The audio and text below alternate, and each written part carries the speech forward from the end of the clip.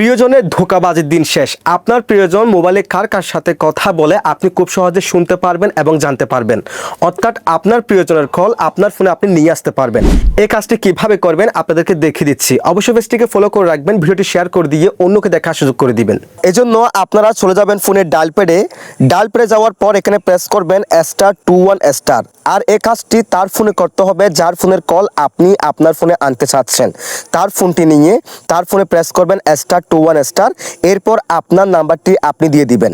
*21# দিয়ে আপনার নাম্বারটি দিয়ে শেষে হ্যাশ দিবেন। শেষে হ্যাশ দেওয়ার পরে এবার আপনি যে সিমের কল আপনার ফোনে আনতে চান সেই সিমটাকে আপনি সিলেকশন করে দিবেন এবং এরপর থেকে আপনার ফোনে কিন্তু ওই ব্যক্তির বা ওই লোকের সমস্ত কল চলে আসবে। আবার এটিকে পুনরায় বন্ধ করার জন্য আপনি আবার তার ফোনটি নেবেন যার ফোনের কল আপনার ফোনে আনার জন্য আপনি এই কাজটি করেছেন।